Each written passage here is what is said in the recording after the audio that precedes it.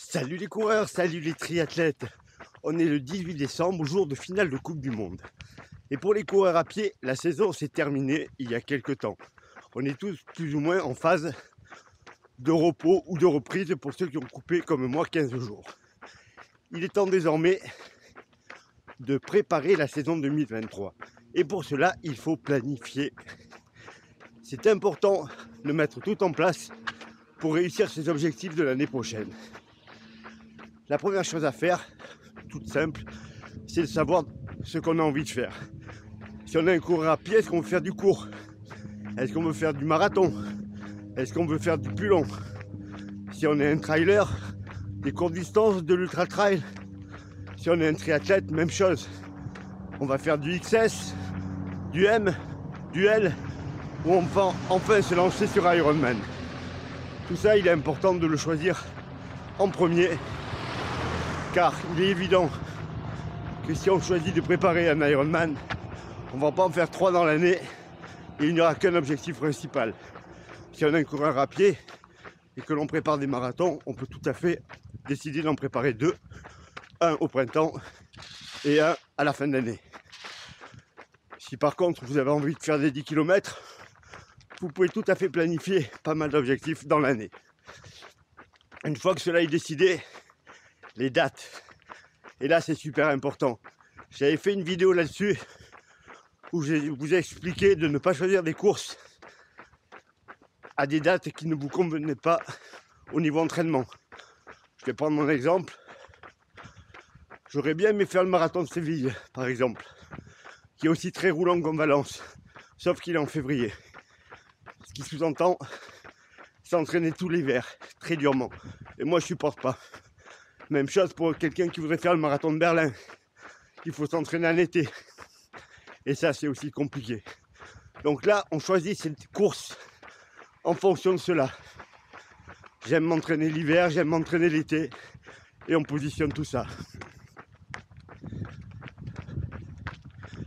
Qu'est-ce qu'on fait pour faire tout cela? On prend un calendrier, on met ses courses, on prend le nombre de semaines nécessaires à faire une vraie prépa.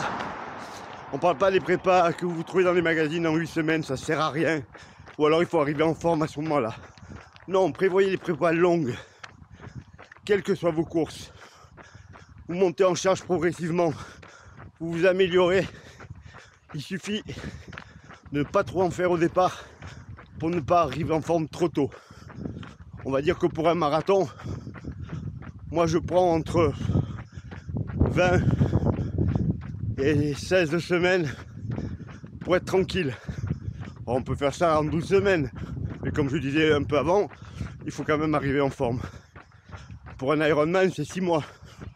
Si on prépare des 10 km, évidemment que 8 semaines, c'est largement suffisant. Donc une fois que vous avez positionné vos courses sur le calendrier, vous prévoyez d'autres petites épreuves qui vous serviront d'entraînement.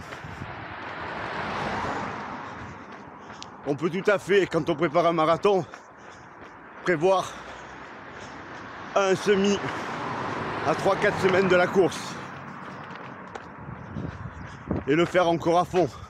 On peut tout à fait prévoir un 10 km à 15 jours de la course et le faire aussi à fond. Donc on peut avoir de jolies courses à faire tout en gardant en mémoire que ce n'est pas l'objectif principal. Ça, c'est vraiment quelque chose d'important. Une fois qu'on a positionné son objectif principal, on ne l'oublie jamais. On va pas se viander la gueule 15 jours avant une épreuve parce que des potes vous entraînent sur une course qui n'est pas prévue. On focalise sur ce qui est important. Une fois que ça c'est fait, que les courses sont positionnées dans le calendrier, on fait quoi? On regarde à combien de jours on est de l'épreuve. On positionne la prépa spécifique, comme je vous l'ai dit. Prenons l'exemple d'un marathon. On va prendre celui de Valence.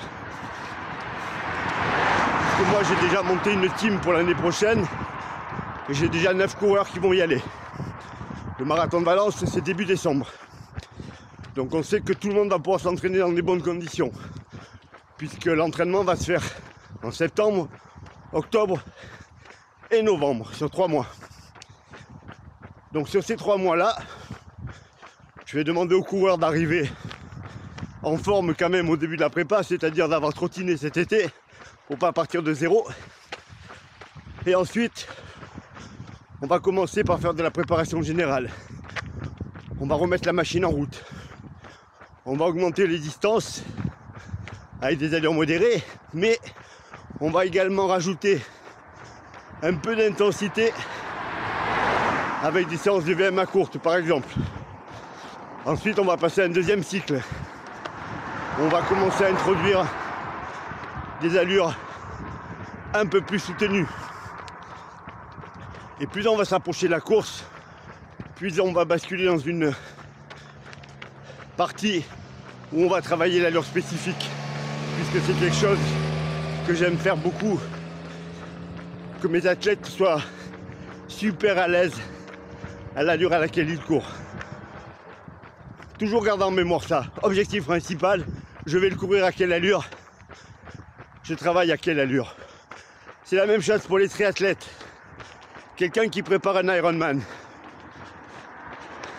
la plupart du temps, le marathon de l'Ironman, il va le courir à une allure footing habituelle. Donc lui, il a tout intérêt à accumuler des kilomètres à cette allure-là, en descendant de vélo. Sur la fin de sa prépa, bien entendu. Donc on reste focalisé sur l'objectif principal. Comme je l'ai dit tout à l'heure, on peut tout à fait se rajouter des objectifs secondaires. Mais il ne faut jamais qu'ils prennent le dessus sur l'objectif principal. Sinon vous allez à la catastrophe. Si le semi à 3 semaines de la course d'un marathon est devenu votre priorité et que vous le faites à bloc, la semaine qui suit, vous n'allez pas pouvoir vous entraîner correctement. Et c'était la dernière semaine de la prépa, puisque les 2 dernières semaines seront consacrées à l'affûtage. Et vous avez viandé votre préparation. Et je vais vous dire que malgré mes 85 marathons, c'est ce que j'ai fait pour Valence. Un semi à l'entraînement couru beaucoup trop vite, qui m'a coûté sans doute très cher. Mais vous avez dû voir ça dans les vidéos précédentes. Donc voilà, c'était une petite vidéo sur la planification. Posez vos dates, choisissez-les bien, et ensuite, vous mettez vos blocs d'entraînement. Pour les coureurs, il peut y avoir tout à fait 2 objectifs principaux dans l'année. Surtout si vous faites du long, un au printemps, un en automne. Pour les athlètes qui font du long, c'est beaucoup plus compliqué. Là, il faut vraiment se focaliser sur une épreuve. Et pour tous ceux qui font du court, ben là, vous pouvez enchaîner. Hein. Vous pouvez enchaîner les 10 km, vous pouvez enchaîner les XS. Et souvent, les premiers ne sont pas les meilleurs, puisque l'intensité en course n'est pas habituelle et votre corps va reprendre l'habitude. Voilà, je vous dis à bientôt. Moi, c'est la reprise aujourd'hui, après quasiment 15 jours d'arrêt. J'ai décidé de faire le marathon de Genève, parce qu'il est en mai. Et je reviens à ce que j'ai dit tout à l'heure, ça va permettre de m'entraîner en février, mars, avril, où il fait déjà bien meilleur. Même si j'habite dans le sud, je crains vraiment le froid.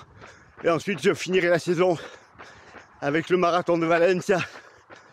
Pour ma dernière année en M4, j'essaierai encore une fois d'aller chercher le 7:2h44. On verra bien. En attendant, une bonne fin d'année. J'espère une belle victoire de l'équipe de France tout à l'heure. Et je vous dis à bientôt les coureurs. Entraînez-vous bien. On se retrouve bientôt.